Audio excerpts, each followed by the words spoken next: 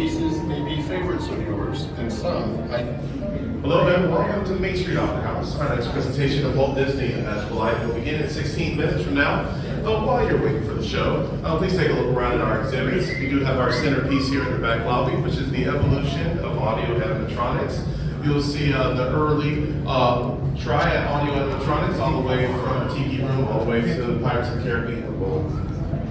Canvas to paint on in many ways. That name and what it stands for people all over the world emanated from Walt and the people who he worked with early on. I don't think you get more than one type Walt Disney per 100 years. I just don't think it happens. Walt was ahead of everybody else. I mean, he'd take the gamble.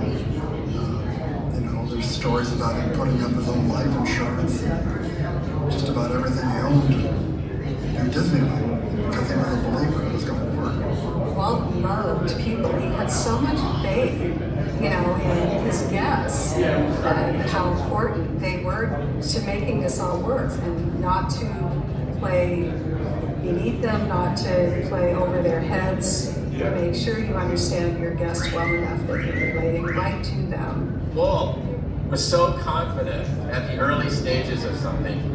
The only real risk to him was that he could amass the right people to make it come to reality. And he had an innate sense of skill in putting together the greatest orchestras, if you want to call them that, of great performers that could take the sheet music of a Disneyland, let's say, and bring it to life.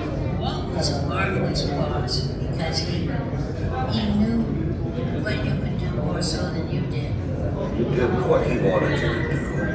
If Walt wanted something a certain way, generally, you might argue with yourself as to whether it was the best way or not, but generally you come around to it, and I'd say 9 times out of 10, his way was the best way.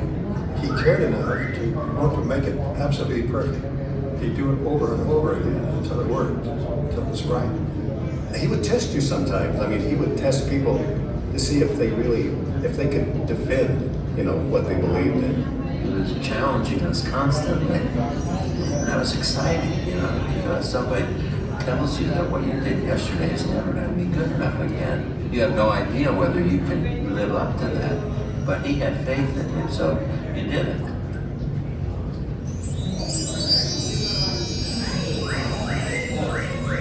I don't believe Walt ever felt he was working. He was having a good time with his hobby. I feel that we were like part of the big party. It was not like a job. I said to him one time, my grandmother, the other said, Walt, I said, you should get an office over here. And he said, no, Wally. He says, I don't work over here, I come to play. And I think we kind of looked at Wed as his sandbox. He loved to work with his hands. He loved to do woodworking, to build furniture. Not many people know that. This was his hobby. I asked him if he'd like to run the locomotive, and I talked him into it. And he ran it, and I can remember how his mouth dropped open and what he was doing. He knew what he wanted to do. I think a lot of people go through life and, well, I could have done this, I could have done that. I don't think he ever had those doubts. Somehow or other he knew that what he wanted to do, he was going to do. Of course, Walt, as you know, was a very persuasive person. He could make anybody do anything. I always thought that Walt Disney was the greatest casting director I'd ever worked with, because he could put people that you would never expect to work together very well. Something magic would come out of it. The guy thought in terms of entertainment, and that was the wonderful thing about him, and that's what I guess made us all so loyal to him. What he did for Disneyland is really a three-dimensional movie, because what he used to say is that what I'm designing is for people's eyes. If your eyes see something interesting, your feet will follow.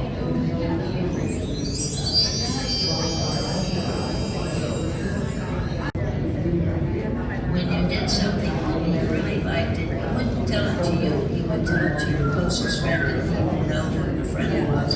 He'd rush in to tell me, you never touched Florence. He would tell other people about you. You never heard it firsthand as I was secondhand. So I hear that we've got to be blessed to stand in the picture. He's got some pretty evasive that tells us to come together and come. He'd be very annoyed if you went over and said, "Hello, Mr. Disney." So what? And he would also be very annoyed if you said Mr. Disney.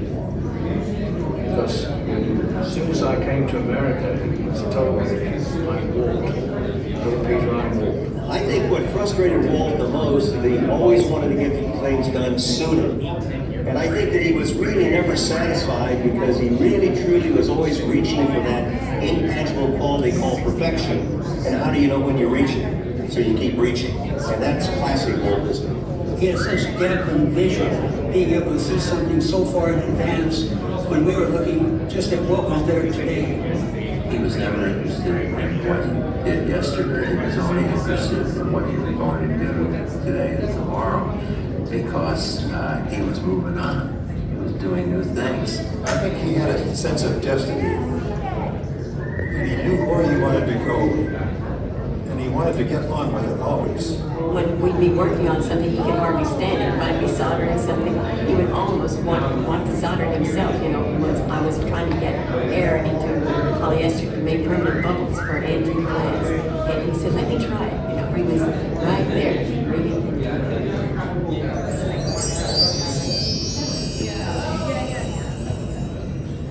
It is showtime, everybody. So once again, make sure you step back behind the red line on the floor. Doors will be open towards you. Please watch your step when you come inside. We do have stairs and ramps inside the theater. Once again, if you have any scooters, wheelchairs, or any mobility devices, please go through the center door underneath the word house. And please finish all food and drinks before entering. Once again, the doors are about to open. And please stand clear. All right, everyone, come on in. Our presentation will begin in just a few minutes.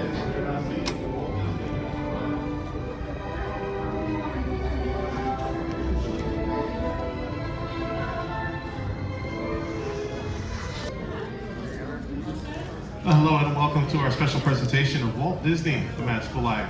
To preserve the dignity of this presentation and as a courtesy to guests around you, we do ask that you refrain from using any flash photography or video camera lighting.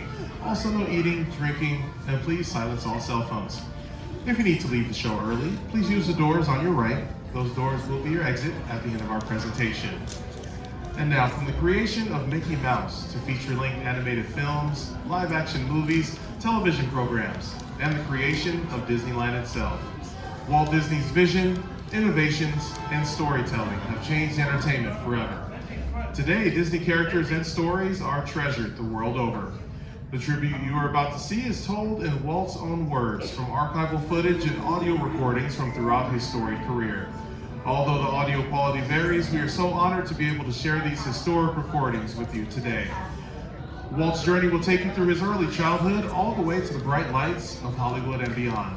This journey, this tribute, is a celebration for a man whose dreams finally came true.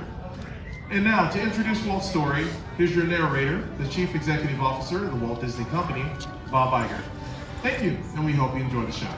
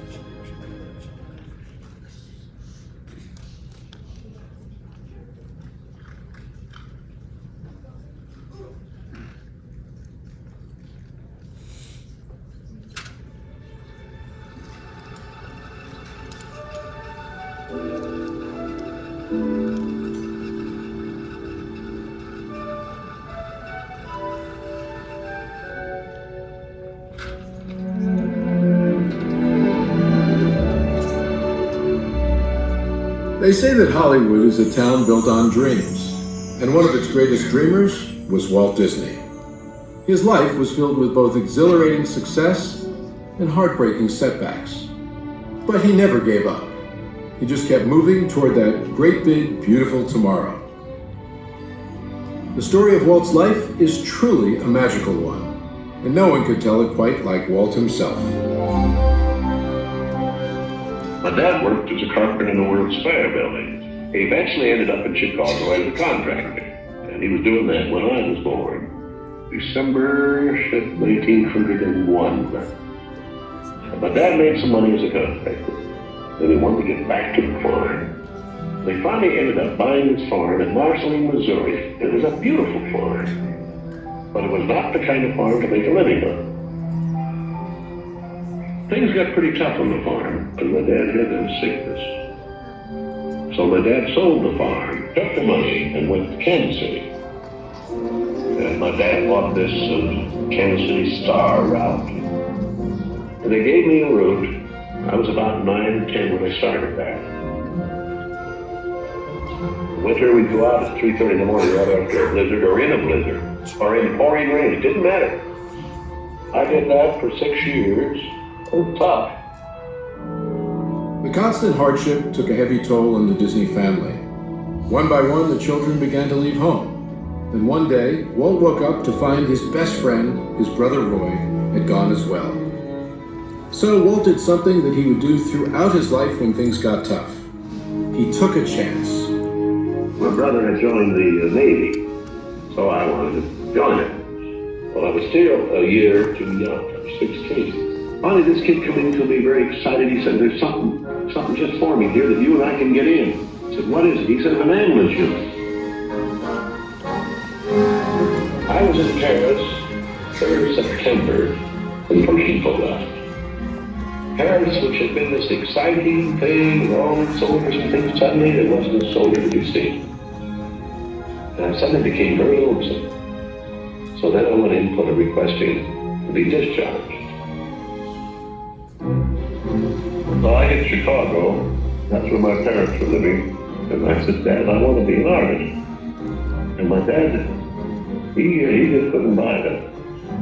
So I pulled stakes and moved to Kansas City. Roy was in Kansas City working in a bank. One of the fellows working with Roy said, "Say, I have a couple of friends that have an art shop." So I went up to these samples, and there were all these corny things I'd done in France. Well, my gosh, they hired me. I mean, right on the spot.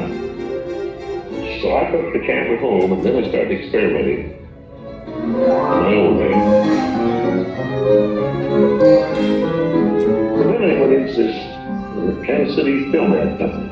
So that was where I got started in the animation business. So I was thinking if I had something with a novel clip, I might crack the market. But I still couldn't get anywhere with it. I'd failed. I learned a lot out of that. And I think it's important to have a good art failure when you're young. So I packed all my worldly goods in a cardboard suitcase. I went to Hollywood. Arriving there with just $40 in my pocket from my Kansas City ventures. Now my brother Roy was already in Los Angeles. Both of us were unemployed. We solved the problem by going into business for ourselves. We established the first animated cartoon studio in Hollywood. Walt's dreams were finally coming true. He had his first big hit, Oswald the Lucky Rabbit. And he had married the love of his life, Lillian, an ink and paint artist at the studio who shared his dreams. Then he was dealt a devastating blow. On a business trip to New York City, he learned that he had lost ownership of Oswald due to a contract loophole. And to make matters worse, the distributor had signed away Walt's artists. Most people would have given up right then and there. Not Walt Disney. He sent a telegram to his brother Roy. Everything okay. And as he headed home to California, something happened along the way that would change things forever. Mickey Mouse came into our life. He popped out of my mind onto a drawing pad from a train ride from Manhattan to Hollywood at a time when the business fortunes of my brother Roy and myself were at lowest ebb and disaster seemed right around the corner. His first actual screen appearance was at the Old Colony Theater in New York in Steamboat Willie. He was the first cartoon character to express personality, and I thought of him from the first as a distinct individual. I did the voice. Here we go!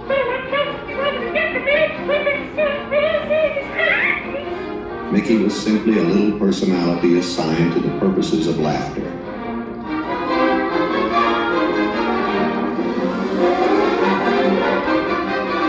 Mickey fitted the need exactly. He brought in the money which saved the day. He enabled us to explore our medium, and he paved the way for our more elaborate screen ventures. By nature, I'm an experimenter, so I had another idea which was plaguing my brain. It was the Silly Symphonies. It was a series without a central character.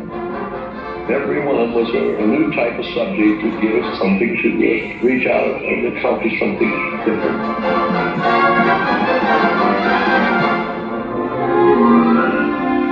Then we started distributing both Mickey Mouse and the Silly Symphonies. It was nip and tuck, getting them out. Walt began to push himself and his artists, and when he wasn't working, he was worrying about the future. And then the inevitable happened. In 1931, he had what he called a heck of a breakdown. So he did something unique for Walt Disney. He took time off and took his wife on the first vacation they had ever had. When they returned, he was a new man, filled with ideas for the future.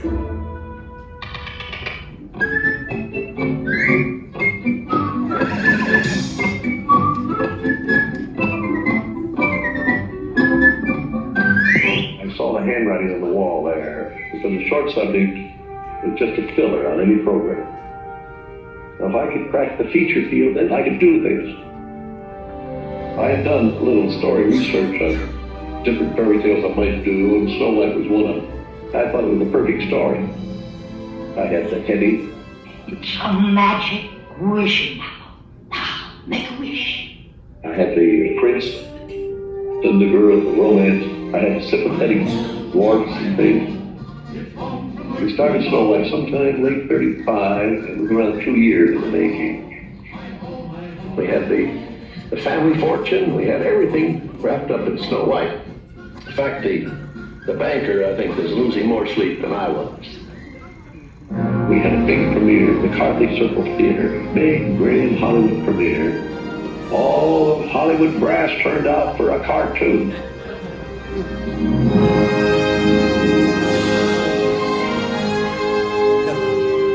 The granny of Snow White and the Seven Dwarfs is going to be presented this beautiful statue.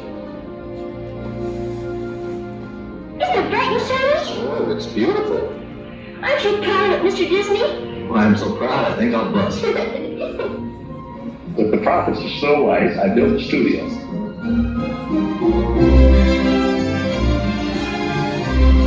2 years later, I was almost broke. But I had all the pictures and words. But okay. There are no things on me. Bambi. Fantasia.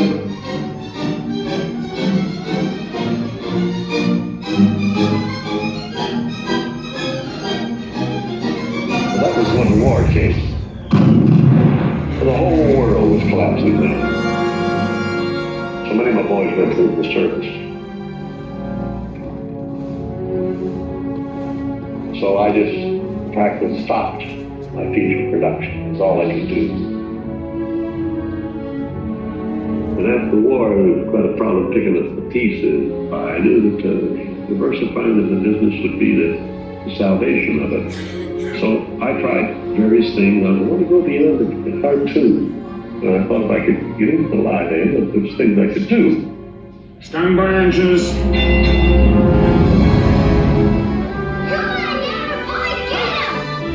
Not bad, eh, Charlie? Let's open her up and see what you really do. I wanted enough different types of things that I could fall on my nose. one of these pictures, but I had another one right behind it that would hit.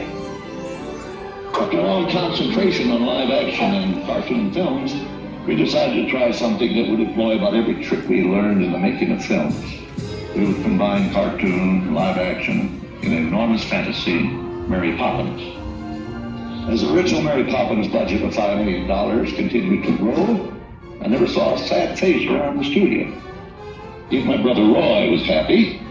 This made me nervous. And a horrible thought struck me.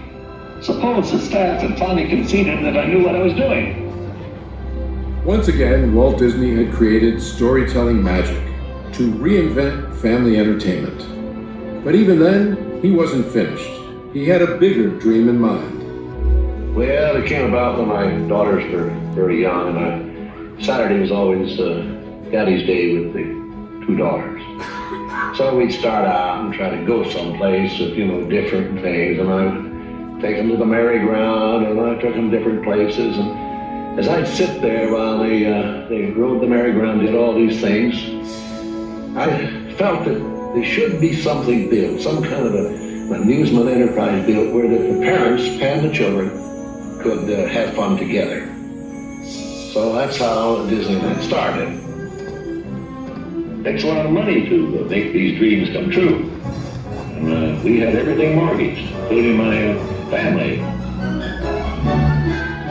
We started with many ideas, threw them away, started all over again. And eventually it evolved into what you see today as Disneyland. But it all started from a daddy with two daughters wondering where he could take them, where he could have a little fun with them too. The park means a lot to me in that something will never be finished, something that I can keep developing and adding to. Not only can I add things, but even the trees will keep growing. The thing will get more beautiful every year. And I knew that if I did anything like the park, I had to have some kind of a medium like television to let the people know about it.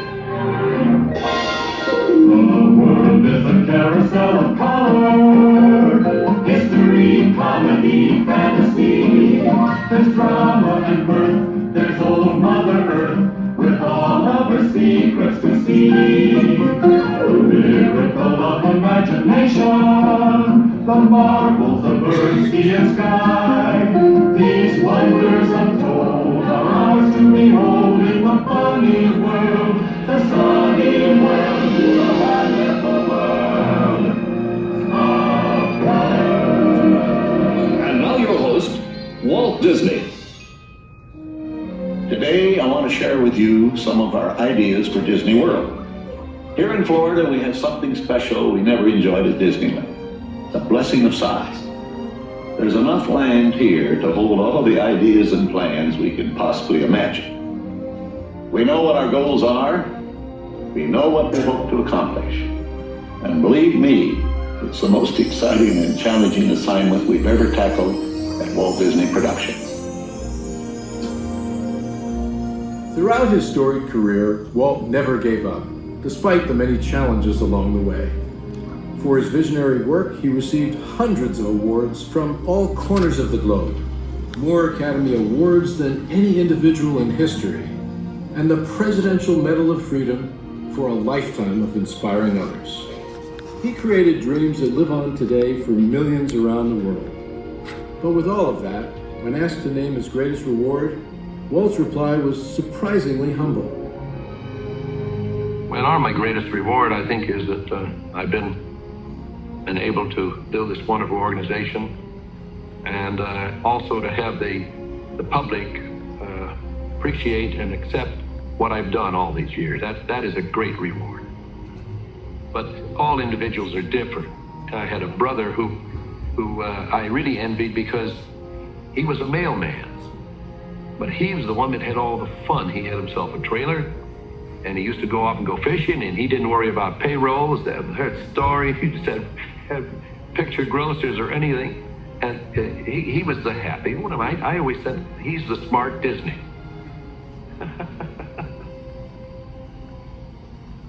I was stumped one day when the little boy asked, "Do you draw Mickey Mouse?" And I had to admit I do not draw anymore. Well, then you think up all the jokes and ideas. No, I said, I don't do that. Finally, he looked at me and said, Mr. Disney, just what do you do? Well, I said, sometimes I think of myself as a little bee. I go from one area of the studio to another and gather pollen and sort of stimulate everybody. I guess that's the job I do.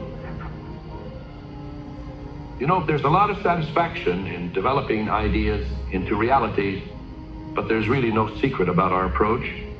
We keep moving forward, opening up new doors, doing new things, because we're curious. And curiosity keeps leading us down new paths. We're always exploring and experimenting. We're interested in doing things that are fun, in bringing pleasure and especially laughter to people. But I only hope that we never lose sight of one thing. It was all started by a mouse. Like a boat out of the blue, fate steps in and sees you through. When you are on the star, your dreams come.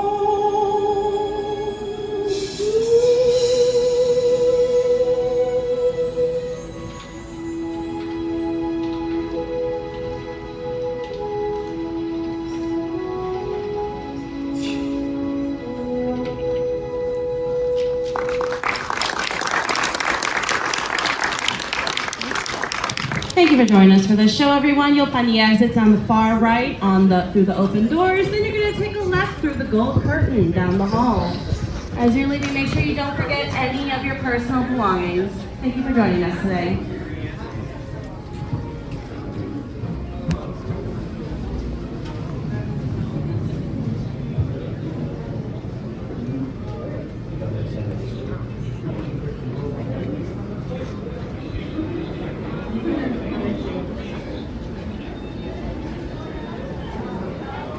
Yes.